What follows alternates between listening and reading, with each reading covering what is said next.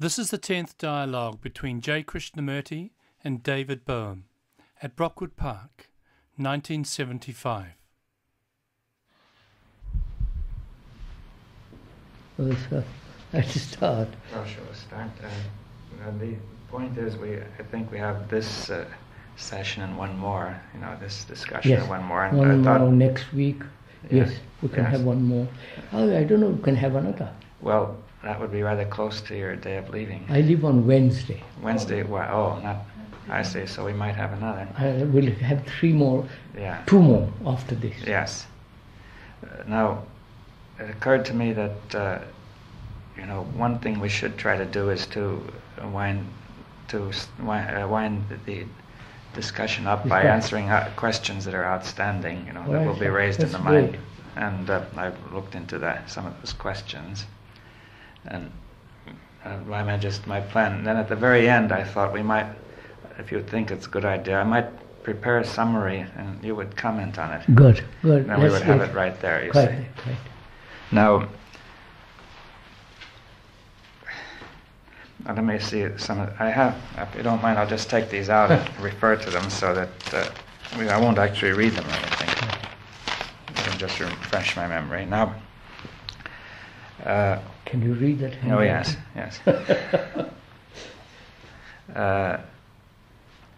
Now, I think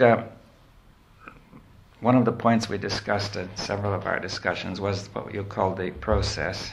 It was called this. And I would like to, I would like to clear up a few points on that, which have arisen in talking with several people.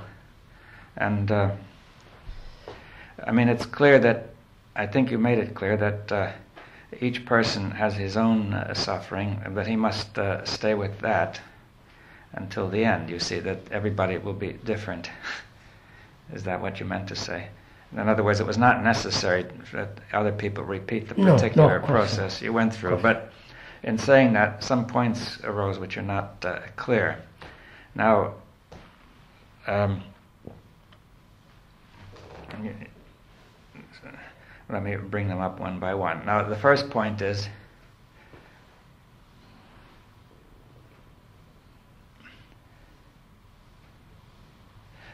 yes, you said, you made the analogy of Columbus discovering America and saying it's not necessary to repeat that discovery, but now you can buy an airplane ticket and go to America. Now, I feel, this analogy may be a little misleading because it suggests that everything has been made very easy. Yes. What would you say? No, I'm afraid it's not like that. The analogy is rather misleading, as you say. But how should we begin this thing properly? Well, yes, let me bring up one more question connected with this. And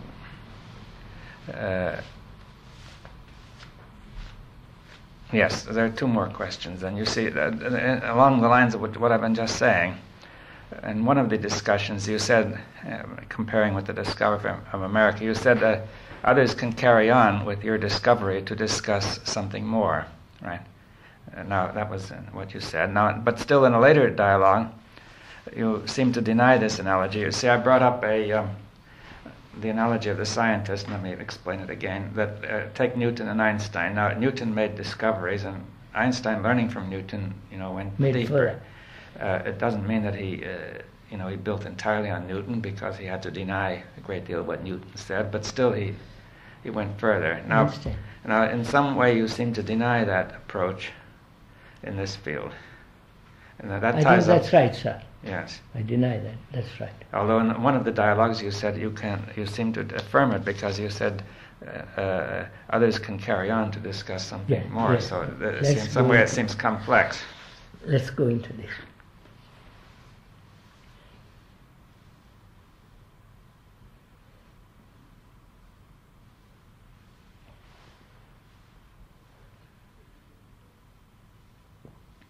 First of all, sir, I really don't know basically what's happening.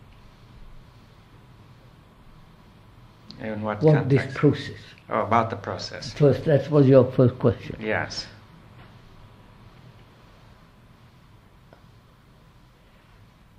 first of all, whether it's imaginative, an induced state,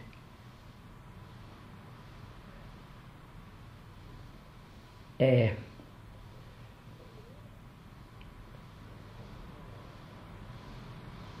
traditional acceptance of something which has been said, or ill health,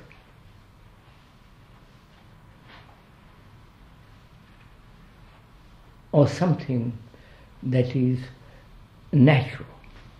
So these are the points. I've gone into this question of whether it's imaginative very carefully, because I don't like personally to imagine anything. About myself or about anybody.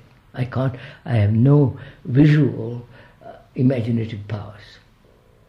Well, I'm not sure. I mean, some of your descriptions. I see it and write it. Yes. That's quite different from imaginative in the sense. Let me explain. Yeah. I don't like to imagine about myself. But would you ever imagine about something else? You know, use the imagination to help you to figure something out, or... Well, for example, suppose you were working in science, you might find it useful to imagine a certain state of affairs. Might be, but I'm not a scientist. Yeah, but I meant, would you ever do such a thing? I imagine, you mean? Imagine not about yourself, but imagine how a certain... For example, if you wanted to... No, I got it. I wouldn't do that. Even, say, to rearrange the furniture in the room, would you imagine No, a new state? no. Say, for instance, we were discussing this afternoon about rearranging the dining room. Yes. It wasn't imaginative. It was also crowded. Yeah. And we said, suppose we put it in parallel, straight, you know. But isn't that a form of Is imagination? that an imagination? Well, it is, because you see, you have already imagined the parallel state of affairs. No, I was describing to her how I would put that furniture to see if there was more room. That's not imagination, is it? Well, it's a very difficult point. You see, many people would call it imagination. You see, what... I wouldn't call it imagination. I would say, look, would it be more comfortable to put that chair there or here? Mm-hmm. Yes, but would you imagine what it would look like there in doing that? No. You don't? No, I can't do that. I see. So I've gone into this question whether I've imagined the whole thing, an illusion which I've perpetuated to give me importance, to give a feeling that something abnormal, not only in the religious sense or in the abstract sense, something abnormal because I've had an odd life. I don't know if I'm making myself. So I've gone into this. I don't think it's imagination. And I don't think it is a traditional acceptance of, this whole question of Kundalini and all that. And I don't think it is ill health, because I'm very well when it happens. Yes, well, let me comment on that, because you see, some people thought it could be a form of ill health because they say some people in ill health report similar happenings. No, on the contrary. With me, it only begins when I'm completely rested.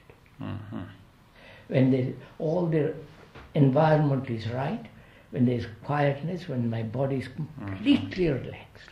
Yes, well, I mean, this is for the sake of, a complete account. I mean, I want to say, I regard this partly as a good opportunity to make the thing entirely clear, right? Yes, and I really would like to discuss this with you and, like Schoenberg. Yes, well, let me say... And go into it, see. Yes, now Schoenberg has said that, say, some of the patients he observes have to go through some sort of thing like what you describe in being cured, you see. I mean, not exactly, perhaps, but and then other people say that, you know, some of the things you describe might have been symptoms which mentally disturbed people have undergone. Mentally? Some mentally, well, people like Schoenberg works with people who are somewhat mentally disturbed. Yeah. I mean, I may be mentally disturbed. No, I'm not saying that. I'm only saying that I think we should make it clear, you know, what the difference is. Yes, quite. Now, what I said about the difference was this. You see, when I was asked, was that there may be some similarity in some of the things that happen, but the mentally disturbed people do not come out with any perception of truth, you see. Quite. And I say that difference is more important than the similarity. They end up in a hospital, I don't. Yes, and they say things that are rather stupid, you see, and or else confused, and they may get an occasional flash of insight, but on the whole they're very confused, you see. Yes, I understand that. And so I say that there must be a fundamental difference. I think there is. From mentally sick people and from this person, I think there's a great deal of difference. Not difference, it's a totally different thing altogether. Yeah, well, that's what I meant, that it's fundamentally different. Fundamentally different. That there are some superficial similarities of behavior or physical... You see, the other day, after the gathering, and everything was quieted down, the whole house was quiet, and I went to bed, and it began. Very acute. Yes, it still goes on as before, right? Yes, very acute. And I told that morning, my whole thing was disturbed, physically. Yes. Would you say it's as acute as it's been in the yes, very acute. Very acute, yes. I told this to Maria, and I went back, and it gradually disappeared. Because it demands, sorry to go into all this, it can only happen when the body is perfectly relaxed, when it's in very good health, and when the environment is right, in the sense quiet, not disturbed. It must have a certain sense of beauty and all the rest of it. So I've gone into these questions, whether I've imagined, whether it is a traditional acceptance of something I've been told in childhood, you follow, all that, and whether it's illness, a form of mental illness or a disease. Or at least a disturbance. Yes, I don't think it is. And if you ask me, what is it actually, I couldn't tell you. But do you feel that it would be likely rather, that other people would have this? You don't know, or would have to have it? When people have come to me and said, we have exactly the same thing as you. I said, what do you mean? And they said, well, our Kundalini is being awakened. Yeah, well, that's a word, of course. You see. God, I must go into that. I'll tell you in a minute. And we are doing this practice, that practice. I said, then it is not the same. Well, let's take another case where David Schoenberg says, he says the word is unimportant, whether you call it Kundalini, but that... yes, word is unimportant. But that possibly some of his patients in the process in which they are being healed may be going through something a bit similar. I wouldn't know. It's hard to know. I wouldn't know. Say, for instance, there was a man who came to see me at Oxford, who said he has had similar experiences. And I watched him very carefully, as I generally do. And he was a rather coarse man, rather vulgar, and tremendous self-importance.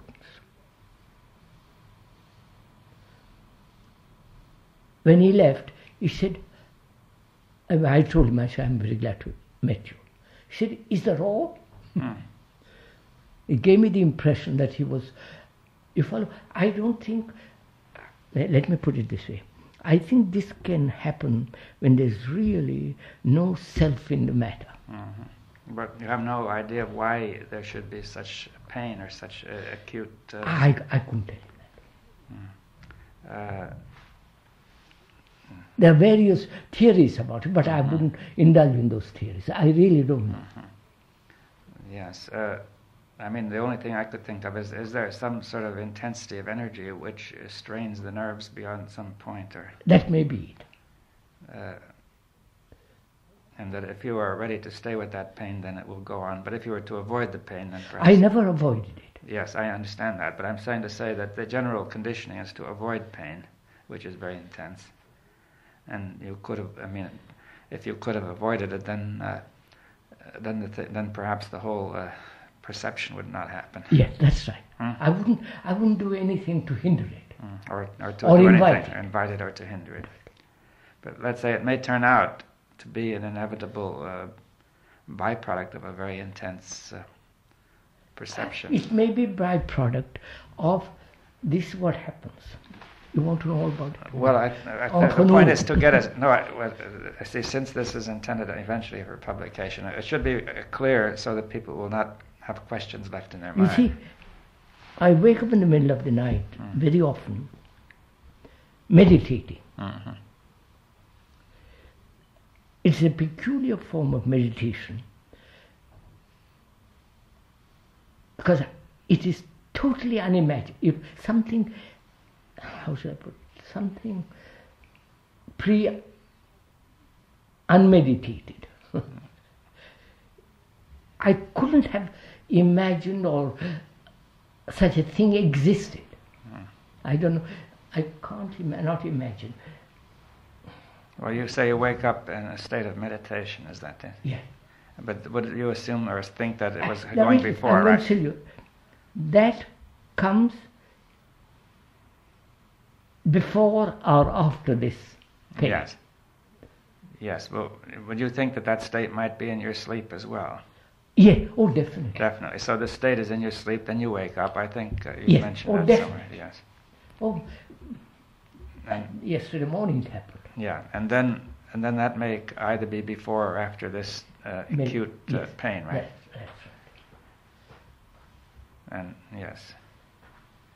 I never talked about all this. No. And does this state imply anything near a loss of consciousness or anything like that? Would you say you have a little bit? Not quite the ordinary kind of... The ordinary consciousness is somewhat reduced. Yes. So you couldn't... Right. No. What? No. No. What would you say? It's not quite normal, is that what you mean? That it is not unconscious. No, but it is... I meant that it is not as... that in some way it is not quite the ordinary state of consciousness. That it is not quite. Not quite the ordinary state. No, it is not. Maybe in some way a little less attention to all the things of reality or something. Is that what I mean? I don't quite... Well, no, well, perhaps I'm putting it wrongly, but I'm saying that would it be something that somebody could think of as in some way a tendency to loss of consciousness or losing it? I have lost consciousness. Yeah, so that's the sort of... I was unconscious, I believe, for 3 weeks. When was that? In Ohio, right? Yes, from the beginning but after that you didn't. And I can...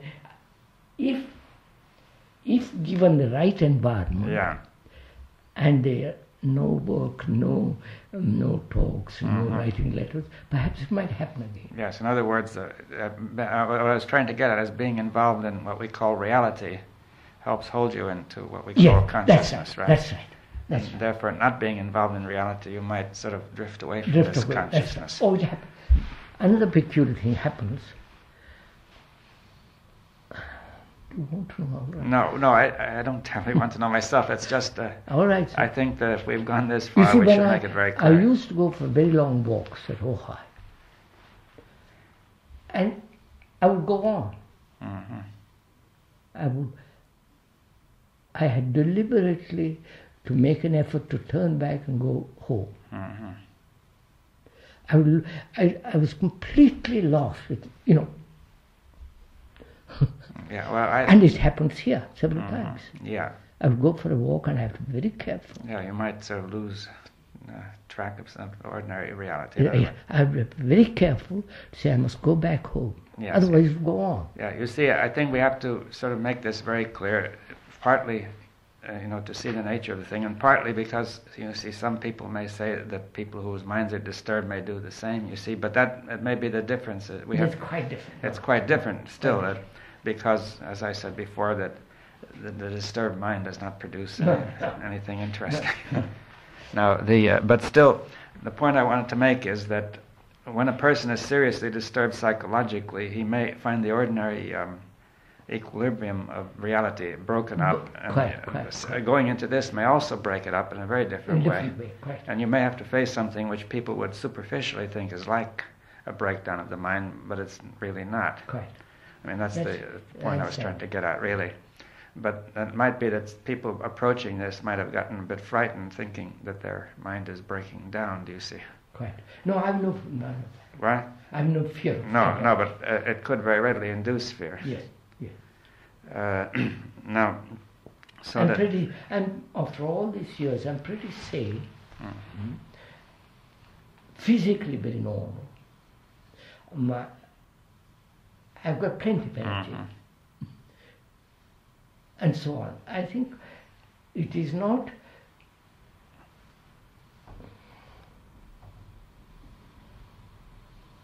It is something out of the ordinary without being abnormal. Yes. Well, I think we can understand that we've been discussing reality and say that is based on thought, our consciousness of reality, and that if we very seriously stir it up, we're bound to have that sort of thing. You see, even if it's just stirred up violently because of psychological disturbance, but it may be necessary to stir it up in an orderly way. Yes. Now, before we can get outside of our present mode of consciousness. You see, also, if I allowed myself, I could read people's thoughts, which I don't like to do, because I like reading a private letter. And I can very easily become clairvoyant. And I've done a great deal of healing, quietly, without killing anybody. So it's all involved in all that. But which is not an abnormal state. I don't. I don't want to say it's not an ordinary state, is the word. No, yes, it's not an ordinary state. It may be neither normal nor abnormal, but it's not ordinary. Ordinary, right. If we accept the word ordinary. Ordinary means everyday. The sort of thing people are used to, you see. Yes. And, but also I wouldn't like to say it is abnormal. No, I mean in principle it might be that anybody who got free of the conditioning and get gone into into that very area. deeply might. Right, that's right. Yes, well I think, that now let's come back then to this question of suffering. That is, I wanted to suggest the question, what is suffering? And you see, sir, I don't think. Yeah. I wouldn't call it suffering. No, but that's just the point I was going to consider here. You see that there might be that there's a certain total intensity and pervasiveness of pain that penetrates the consciousness and stills it. I put down here. And I ask, what is the relationship of this physical suffering to passion? If we stay with this energy that fills consciousness, then yes, I understand. That may be the step to emptiness. Do you see? If you see what I mean. And now I wanted to say one more point about. See, let's say that there's an intense pain that fills consciousness. Now that may come because somebody is suffering because he sees the that his world is broken up, that it has no meaning, right? No. But I mean, could you say that there's a pain, you see, which would come to say that seeing that the world has no meaning would be in the beginning a perception of truth, and that this perception of truth acts as pain. You see, you've suggested that sort of thing by saying it's a sort of thorn. Yes, yes. You see that, and then the person starts to escape it, and then and then it goes wrong. You see, in other words, that the perception of truth may be something painful in certain cases.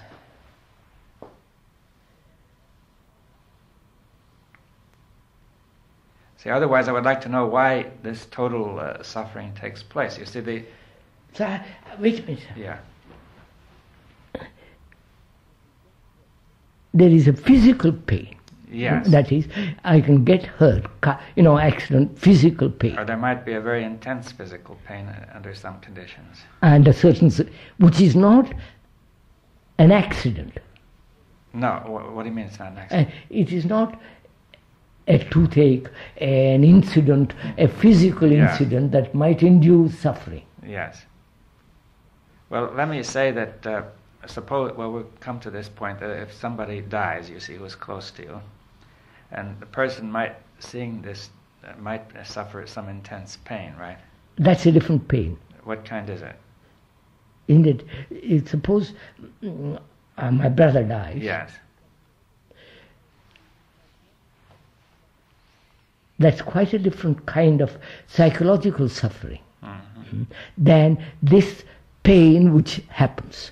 I understand that, yes. See, what I was suggesting was this pain that happens may fill your consciousness.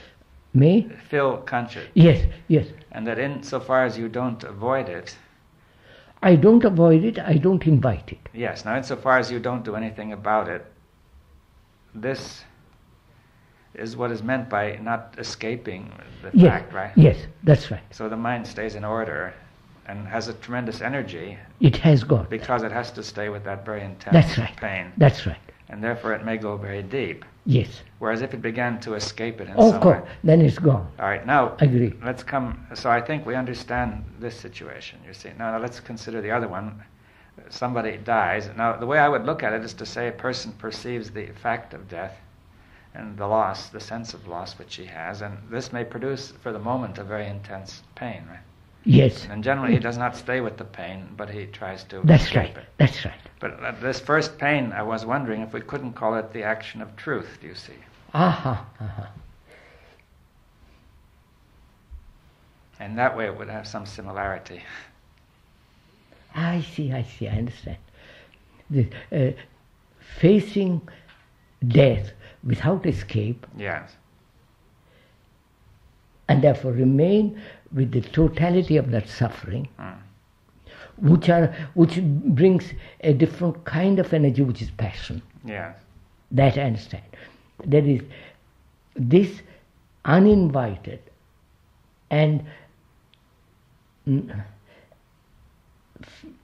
pain in the head is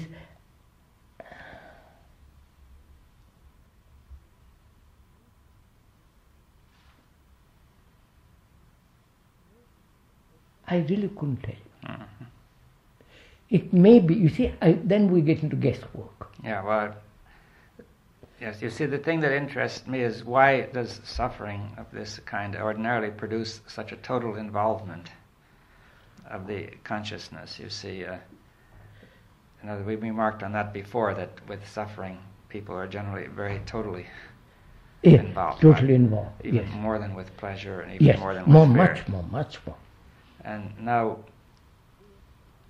it seemed You to see, me... when that happens, Yeah. they escape. Yes. Well, I wanted to ask the first question is, why is it so total, do you see? That I think fairly simple. That's Why? Because it paralyzes your whole nervous... But why does it do that, do you see? Why it does? I think I know. Isn't it it's like receiving a great shock. Yes, but the shock has to do with something of total significance to you, you see. Yes, it is. It is total significance. You lose somebody whom you loved. Yeah. You have on whom you depended, on whom you follow the Yes. whole involvement with that person. All right, so you have an intense shock. It's intense shock. Well, could we compare that intense shock to the intense, whatever Yeah, pain? yeah, Right? I understand. I don't know, but I don't think so. you don't think so. I don't Right, think right. so. No. Oh no. No. I'm definitely. It's not. I say. Yes. The All right. two are totally different. Right. All right. So it's good to clear that up. Now then, but anyway, in the case of ordinary suffering, there is this intense shock, and a person begins to escape by thinking Yeah. all sorts of ideas, That's right. which are more pleasant. Now, but then he has to keep on running away. Now, if he doesn't run away, then this will give him energy. Yes, something. But yes. But there seems to be a similarity in the sense that maybe you're not avoiding this pain also gives energy. I mean, or do you think otherwise? This, if you don't escape from it, gives you great energy. Yeah, which? The losing the death Yes. of somebody. There it becomes passion and all the rest of it. I understand that. Now we're talking about the other, which is pain. Does that give you great energy? To, not to escape this pain Okay. or any intense pain. Does it give you? Oh no. No, it does not. Huh? No. Because it only happens when you have physical energy. What is? I didn't understand. When the body is rested, Mm-hmm. it has its own energy, its own vitality, Mm-hmm. its own health, then only it happens. Mm-hmm. And in that happening, it's not a further energy. I see. It's part of the same energy. Yeah. All right. So that, so we can't regard that as as a form of suffering then. That's why I think. No, that's I why know, I said but I'm I just divided becoming the two. clear, Yeah, yes. it certainly is not suffering. All right. So anyway, now, if anything, it might be a byproduct, then, as I suggested, of some intense energy. But now, so let's go on then to this question of suffering. And you said that when your brother died, you had intense suffering for some time. I'll tell you. That was, he died in about 50 years ago. He died. Mm-hmm. I don't remember a single incident of it. But like a man who was there with me in the cabin and who watched over all that, he told me the whole incident. Who told you? This Mashura, that man Oh. who was in the cabin with me when the telegram came and all, Dr. Besant told him to remain with me, not leave me, and so on. So he described to me what happened. Mm-hmm. Otherwise I don't remember. But he did say one thing, that when it happened, all kinds of things happened, at the end of it, he told me he never asked any help from anybody. Mm-hmm. You follow? He said, he just remained with that, with that Yeah, fact, with the fact for some with time, that yes. suffering, with that pain, whatever it is, with that total fact. And I think that's one of the things that played probably an important part.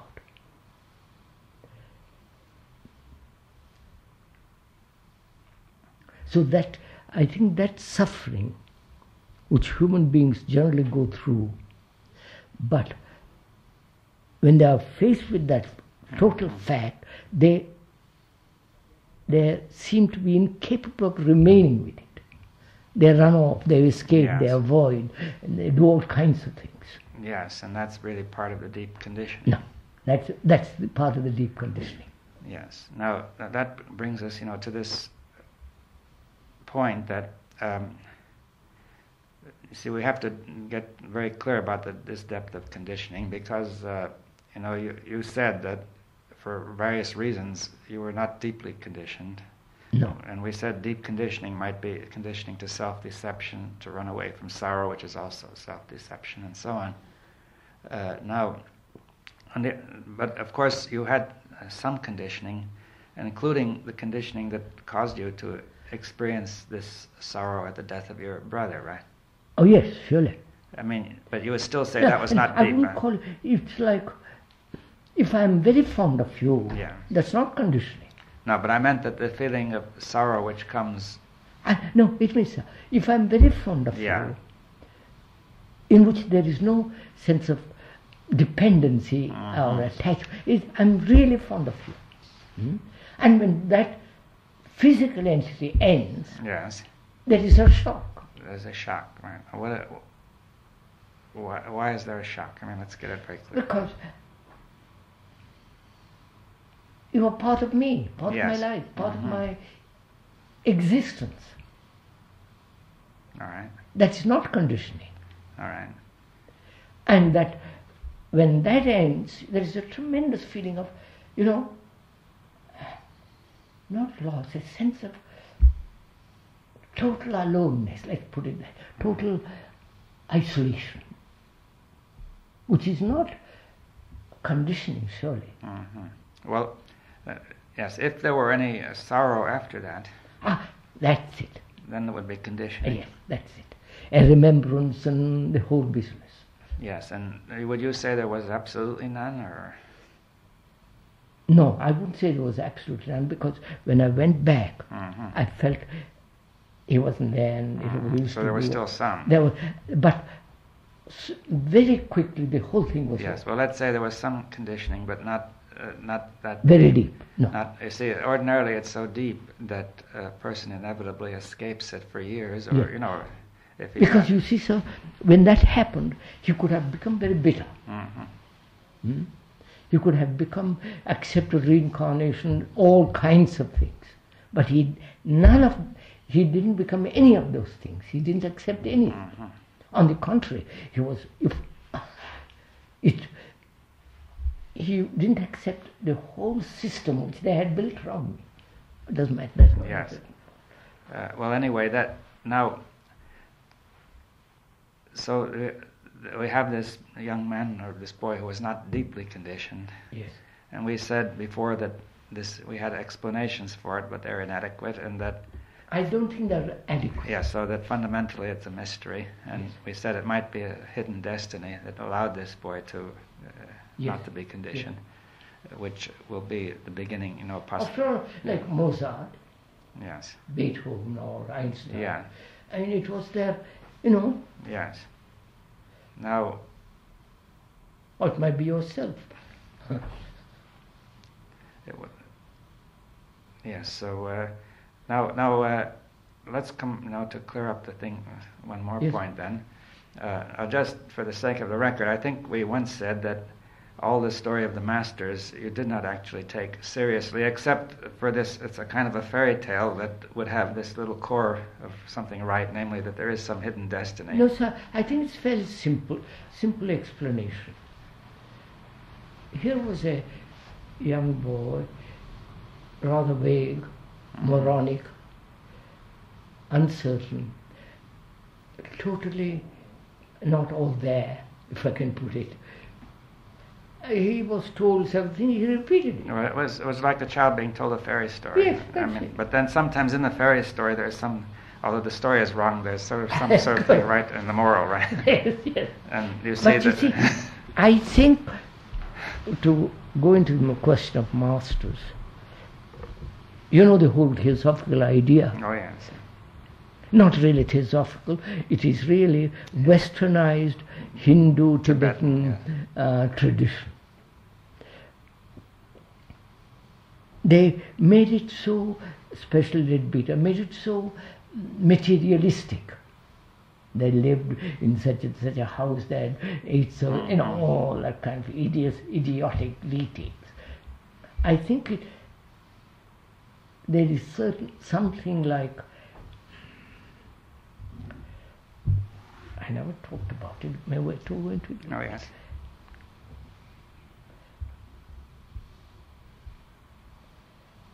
Would you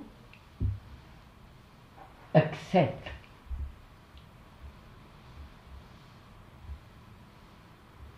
that there is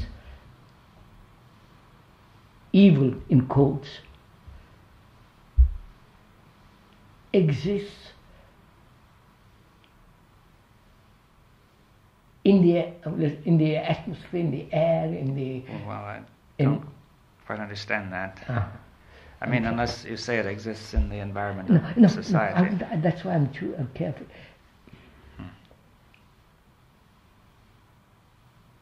All right, let's put it this way.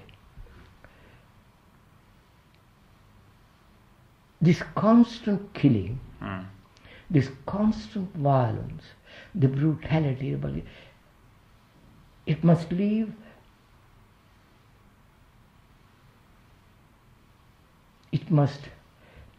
it's part of the environment. Well, that's a view that you can take. I mean, you have to realize it's rather different from the commonly accepted view in the West now, but one might say that because of subtle properties of matter not known to us, yes, all this could somehow be recorded in the environment. Yes, recorded in the environment. And yes. Yeah, as goodness can be recorded. Yes. I mean, that's a speculation. I mean, would you say it's more than a speculation? I think it's more than a speculation. Oh, why do you say so? I don't know if you have noticed, if you go into ancient temples, I have been to several of them.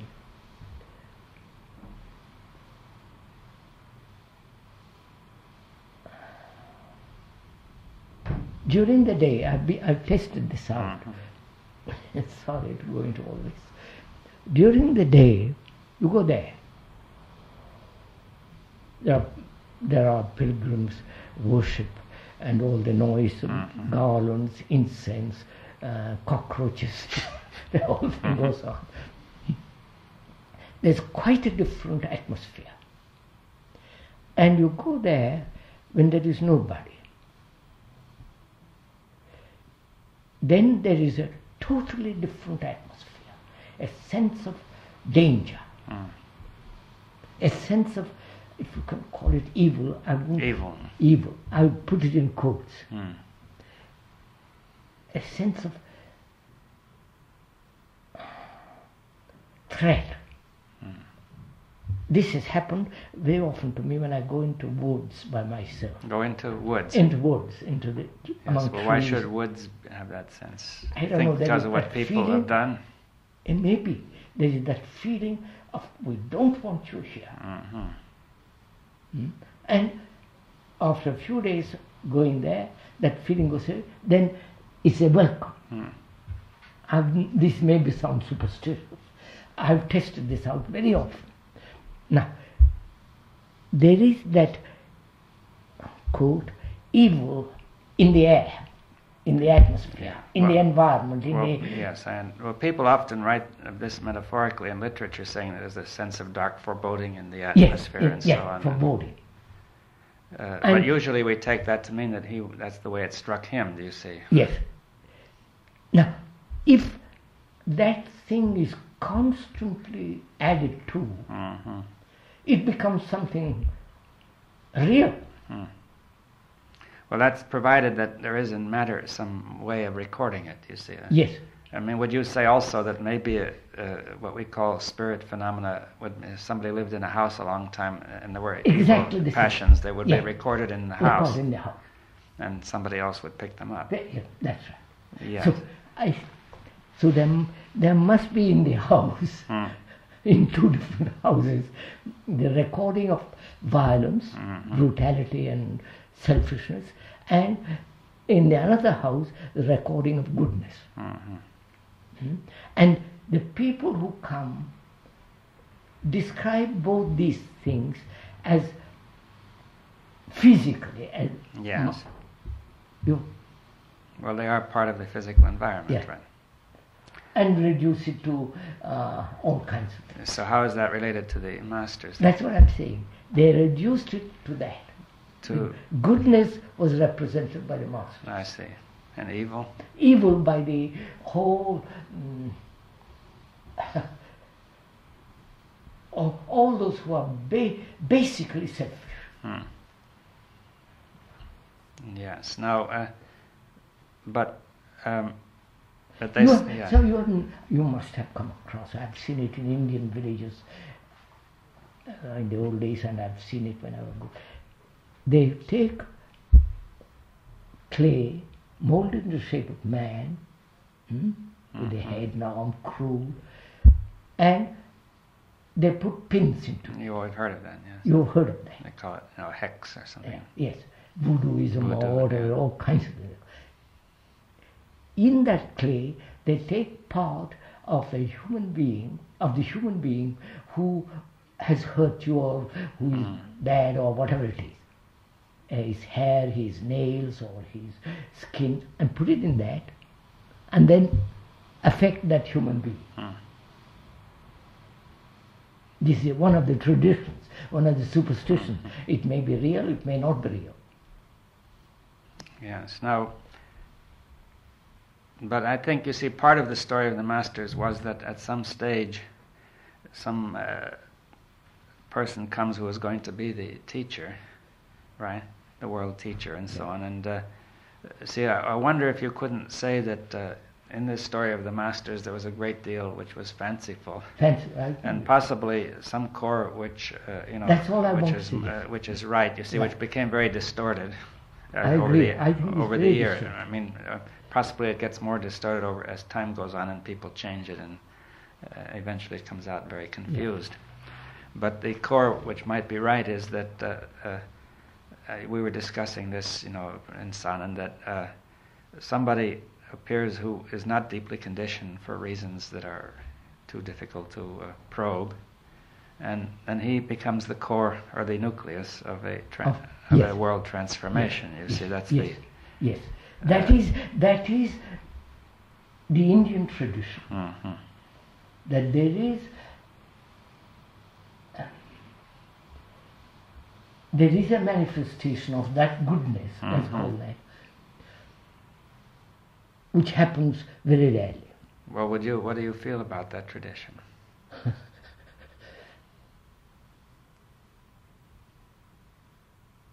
What do I feel about that tradition?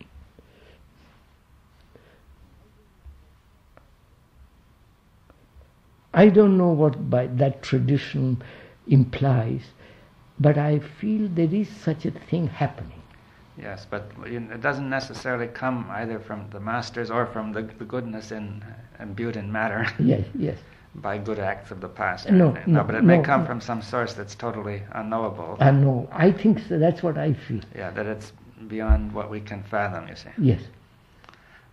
You see, because I've tried to go into it myself by talking with you or talking with others, especially in India, who have known K from the beginning of 50, 60 years.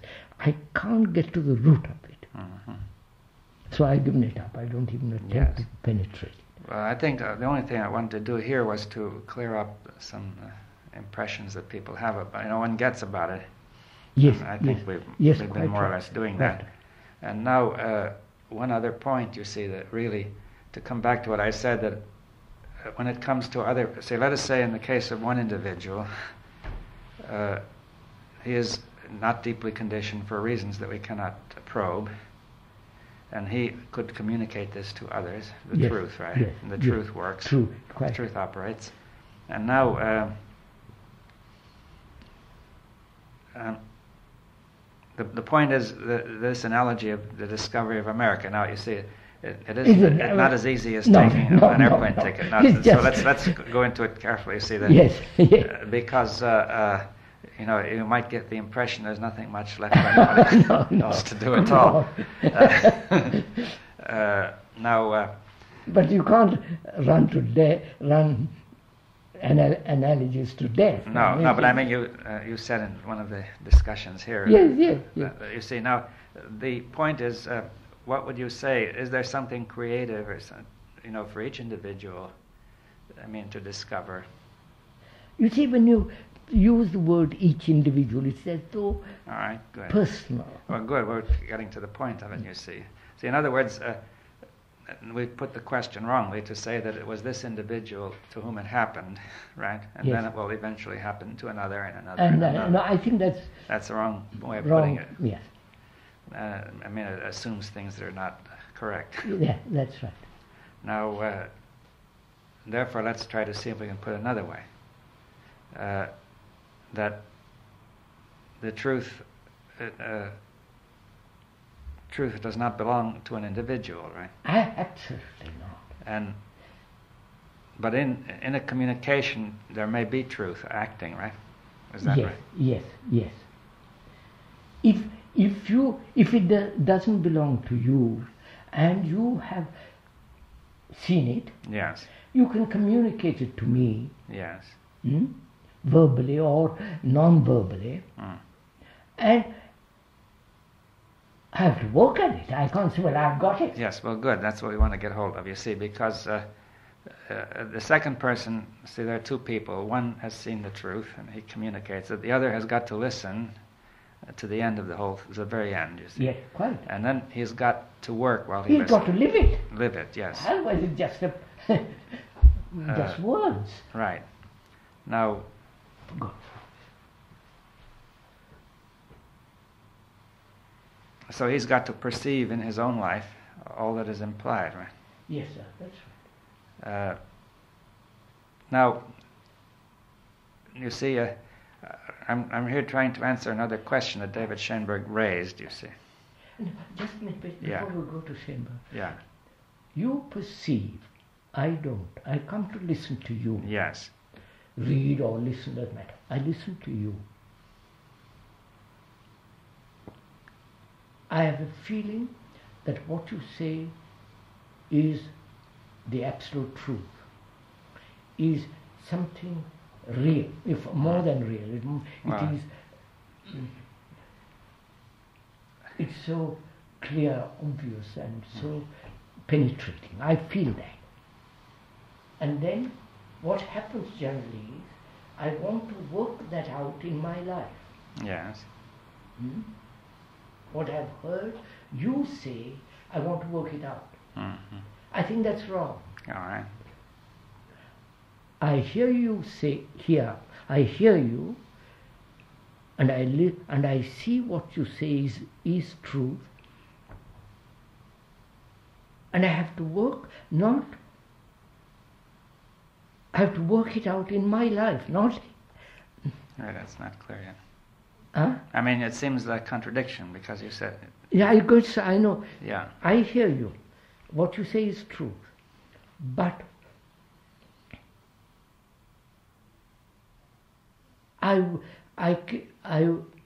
it becomes truth to me only when I've washed away my selfishness. Let's put away. Yes. Put that way. It is not I accept. It's not I become your truth. Yes. Well, let's get it. That my own self structure has to wash away, right? Wash away. That's right. And now, but then in some way the truth will do that, won't it? You see, what do I have to do is the question. I understand.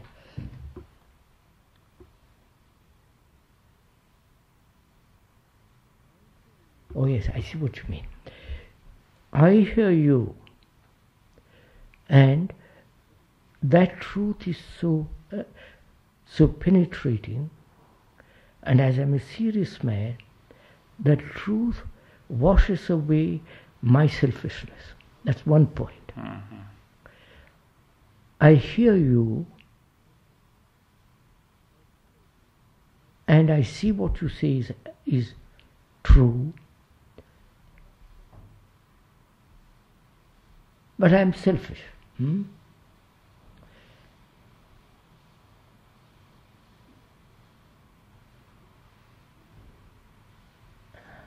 Will the hearing of you, seeing the truth of what you have said, help me to wash away my selfishness? Or does truth reveal my selfishness? I don't know. Right. Right. If truth reveals My my selfishness. selfishness, then what? Then if I stay with that, Yeah. then it's washed away, naturally. Yes, well then you say what each person has to do is to stay with it. Stay with it. Yes, so Stay with not the word, not the description, not the person, not the... but stay with that penetrating truth. well, it's the same as with sorrow then. That's what I said going to come. It's the same thing. Now, yes, and then we'll have to come to the question why he doesn't and so on later, you see. That's very simple, why he doesn't. Too much. Well, that's too World is too much with him. His wife nags him, he's got his appetite. You follow? He sees it for the moment and can't remain with it. Yes, but we can't, you see, let me try to put something that's occurred to me. You see, that say there are two people, one sees the truth and the other is listening. Yeah. And you see, the person who listens, his responsibility is to stay with it That's until the right. end, right? That's right. And the person who sees the truth, his responsibility is to communicate it even in spite of the resistance. Of course. So that he can't accept that the other person No. runs away from it, huh? It's very interesting, this. Well, Right? See, if one stays with suffering, as we talk, then it brings quite a different kind of passion to that. If another stays with the perception of the truth, but even isn't that suffering, you see, that because you see, if the truth shows that the entire structure is false, if truth shows me that the entire structure is false, and the structure doesn't does want, it bring suffering? not in the beginning. No, I'm trying to say unless there's escape. If I see completely what you say is true, I have no suffering. It is No, so. I understand that. You see, but let's try to develop it another step, Yeah. which is that now it may happen that I don't see. I see it quite far, but there's a movement of escape, right? Yes, there's movement of Now, escape. that movement of escape will bring about suffering, Of course. and then the truth will act like a thorn, Truth will be act like a poison, like a thorn. Yes. producing suffering, right? Produce. Well, in combination with the escape, suffering comes about. Yeah, that's right. I see what you have said is truth, but my selfishness is much too vibrant, much too alive. And that perception is embedded in my consciousness. Yes. And that's poking at me all the time. Yes, and the other consciousness is resisting, and Of course, that all produces, those. and then that produces suffering. Now, Yeah. the point is that if that is the case, then to stay with that suffering Of course. is what is needed, right? What is needed. And you see, generally our whole tradition is that we should not stay with suffering, we should find a way out of it, you see, Yes, quite. and seek happiness.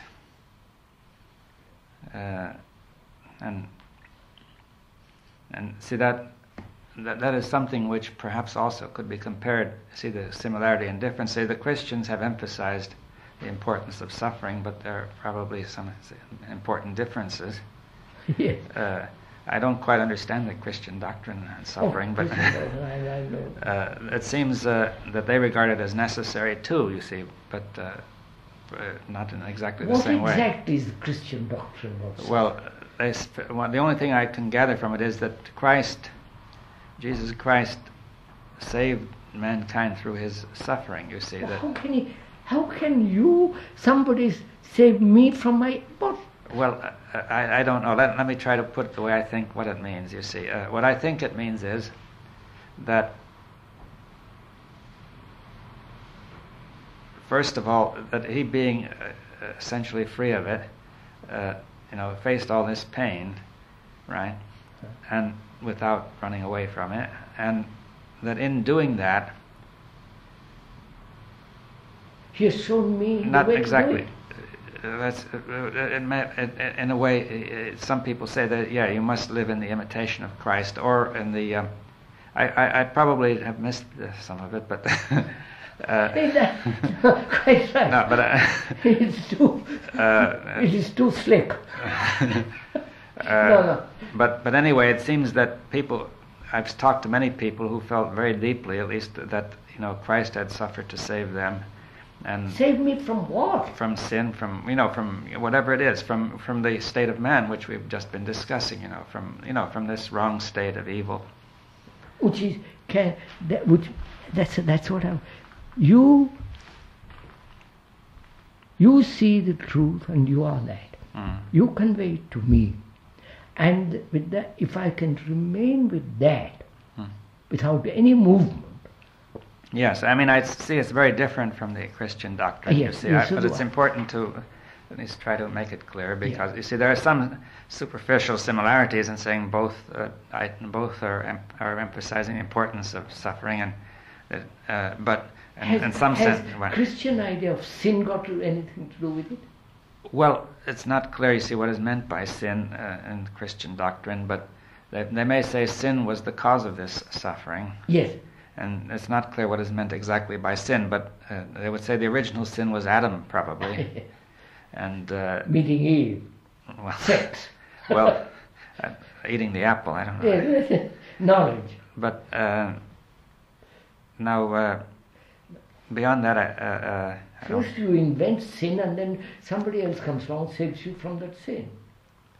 Well, you could say sin was the willful or some kind of going away from the right, from the correct action, and therefore man suffers, and then man had no way out of that suffering. Just did quite. And then Christ came to redeem man. It was only when Christ came that there was a way out. You see, that's what I understand by what's said. Yes. I can't say that I understand it deeply, but I think one can see that there are, very important points of difference. Are very basic. Yeah, basic, quite.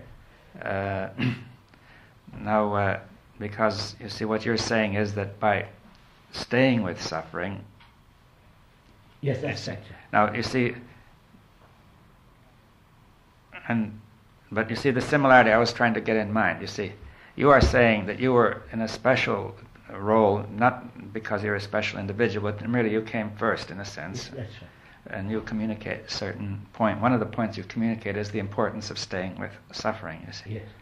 Now, they say Christ also, he came, at a certain point in time, and he was able to communicate his nature, let's say, to the people. Now, that's the similarity. And see, the difference is we don't know exactly what Christ said or whether in fact he lived, but perhaps he did. But at least from what's written, which may be very different, it seems that people were, was not made very clear the importance of staying with suffering. You see. No. That is, in some way, the idea has gotten across that merely by going through suffering, you were improved. Right. You improved. But it may be that some of the early people saw this point and it has been lost. I don't know. Well, anyway, I think that makes most of the points clear. That there is something for each person to do, which is not a case of just sitting and listening and being told. No, but would you say, if I listen to you, if a human being listened to another, the other being who has seen truth, if I listen so completely to you, miracle takes place in me. Yes, that's the point, that if the listening were total, there would be no need for anything, you see. Right. Now, it would be exactly the same as with the first person. There was no need for anything. Yes, that's right. It just happened. Now, if one listens totally, then you could say it just happens. It's the same miracle as the first one. Yeah, that's right. It's just part of the same thing, yes, you see, because quite right. it didn't happen because of anything the first one did, and it wouldn't happen because of anything the second one did. Now, and so on. That's perfectly true. Now, on the other hand, because there is resistance, all the rest. and selfishness and so on, then comes the suffering, and then comes the need to stay with it. Do you see? Yes, quite. Need to stay with it or escape from it. Or escape from it. Keep on endlessly suffering. Yes.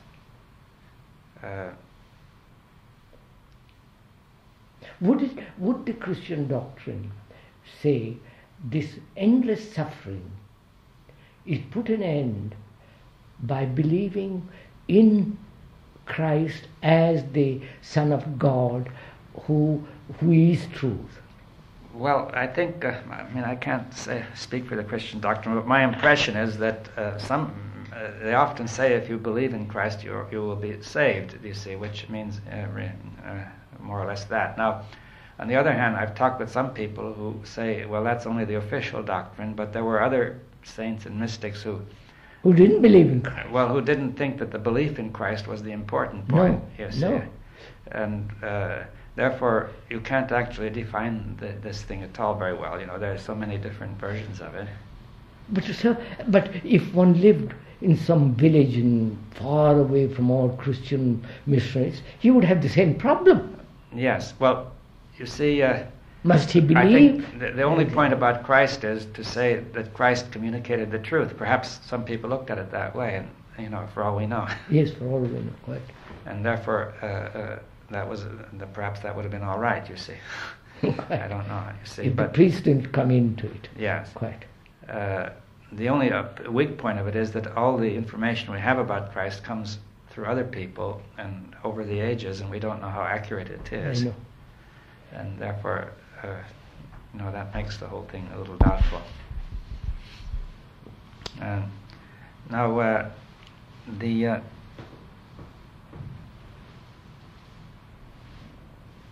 yes, well, a few questions then.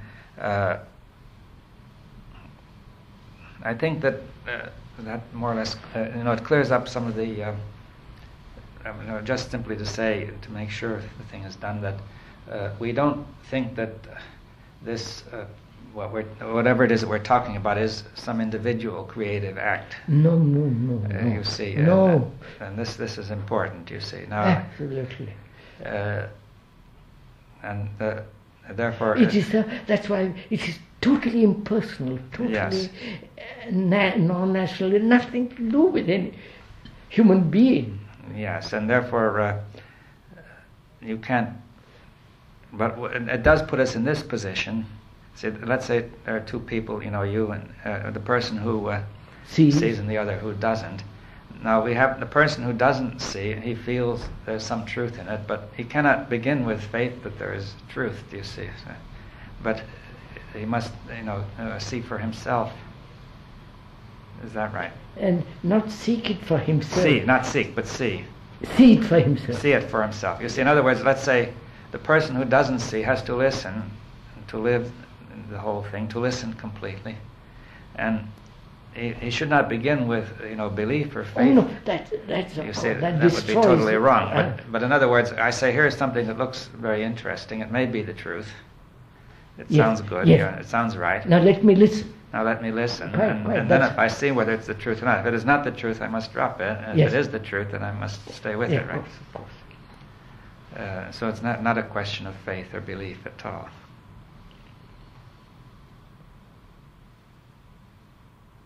Yes, that's right. Right. Well, I think that's more or less Stops it for clears that subject as far as I can remember. Now, I had another point then.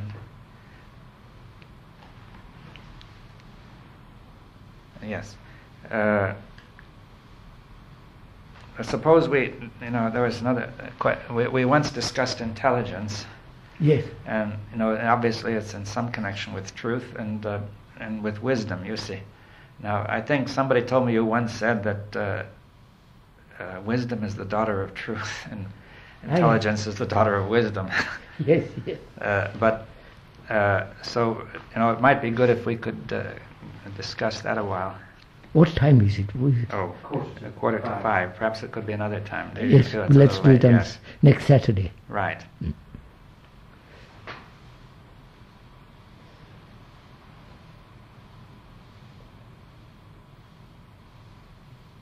You see, sir, the other day I received a letter from a man who's been practicing transcendental meditation. He came to the talk and he wrote a letter saying, you know nothing about transcendental meditation. You deny it, but I have experienced what it does. And such cases multiplying all over the world. Not only transcendental meditation, various forms of going out of the body. You know what they are trying to do. That is, you practice certain states till you can slip out of the body. And carry messages astrally from one person to and all that kind of stuff.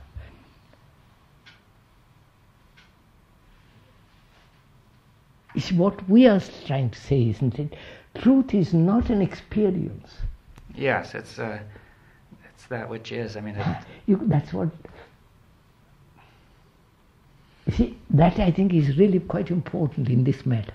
Yes, I think it's very clear. Truth is not an experience. We should discuss sometime what is an experience. I don't know if we have time now. Yes, we can do that with regard to wisdom and all that. Yes, but truth is an actuality, an action, right? An action. It's in some sense more real than reality, if you want to put it that.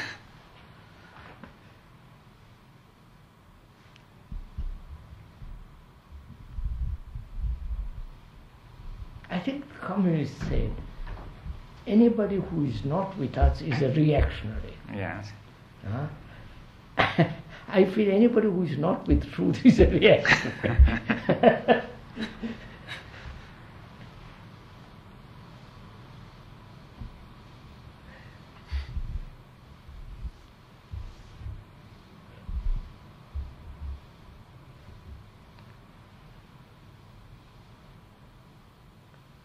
I mean, truth is something which does not belong to an individual. It is not particular, and it acts. You see, it is not. We don't have such a good word for it, but I would like to say also that you put it global. I mean, it's global and universal. Universal. And of the essence. And I think you put it somewhere that the perception of the essence of the world. Yes, that's right, sir. And it's both perception and action. In a way, you could say it's that both that which is and that which perceives that which is. Yes. Is that? I think we'll discuss. We'll discuss that along. See, I think we should get clear on truth, wisdom. See, I think I feel myself the question of wisdom is very important. Very important, quite. And also, what does wisdom mean? In the dictionary, I must look at it. I've looked out. I think the main meaning in the dictionary is the capacity for sound judgment. But I would add to that clear perception. Clear perception. And the third point that I would add is the ability of thought to know its own nature and take its own nature into account. You see. Right. In other words, that the judgment which is thinking is sound only when the judgment can know its own limitations. Its own limitations. Quite. But see, we need sound judgment in every phase of life, but within that limited area where judgment applies. Did I ever tell you of that man I met once in India? He was a judge, and one morning he woke up. He was married and all the rest of it. One morning he woke up and he said, "I'm passing judgment on people. Yeah. Sending them to jails, punishing them, doing this and that and the other thing. I really don't know what truth is. Otherwise, if I don't know what truth is, how can I judge?" Yes. So he said, he called his family and he said, "I'm finished with all this. I'm going to disappear and find out what truth is." And he had been, this is a fact, this all happened to him. He had been away for 25 years. He must have been an old man when he came to see me some years ago, and he said, somebody brought him to the talk and I talked about meditation and so on. Next morning he came to see me and he said, "You're perfectly right. I have been for 25 years mesmerizing myself into a state thinking that would reveal truth." For a man to acknowledge after 25 years that he was deceiving himself, yes. and therefore he said, "I must wipe away from my mind every idea of what truth is. You follow all that. And I've never seen him again.